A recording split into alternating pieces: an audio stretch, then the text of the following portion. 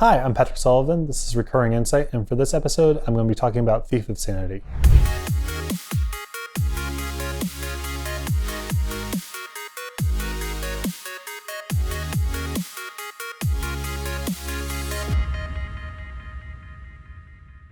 I think Thief of Sanity is a pretty cool card because there is a lot about it that I think touches on space that frequently I don't like, but there's details in the execution that I think make the card relatively fun in spite of, like I said, sort of indulging some play patterns and mechanics that I'm typically not a fan of.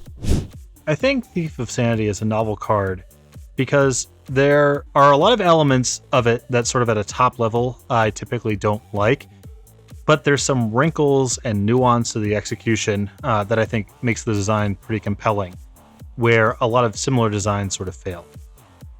The top of that list is evasion plus hit trigger plus card advantage engine, often a recipe for trouble, because once you start accumulating extra cards, typically they protect your threat or kill blockers or whatever, and your opponent sort of gets buried under this avalanche of extra stuff that you're drawing.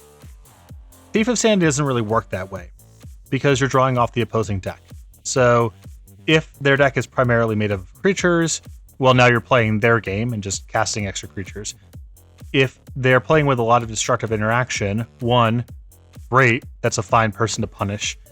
And then two, that means their deck should be able to find an answer to Thief of Sanity in short order, even if they don't have one right away. And then if your opponent is playing some sort of combo deck or something that's leveraging something a little esoteric, great. Maybe you can use their game pieces, maybe not. But in all three of these instances, there's some pretty organic either backstops or things that make the gameplay a little bit better because of what you're finding off of the opposing deck. And then, because it often appears in sideboards, I think it encourages more diverse cards from the opposing player as well. We've seen this role played over the years with cards like Monastery Mentor, sometimes Goblin Rabblemaster and Jeskai Mirrors, where your opponent isn't expecting you to have any creatures because you're playing mostly creatureless, and then a cheap, powerful threat like that maybe is a little on the fragile side can carry the day. When the threat of that sort of thing exists, it encourages you to play with interaction that is a little bit more broad, acknowledging the possibility of that sort of thing happening without necessarily playing with dedicated creature removal.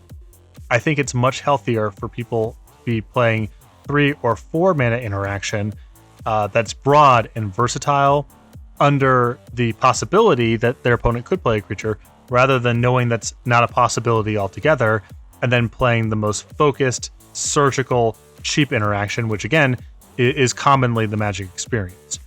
So Thief of Sanity is a really powerful proof of concept.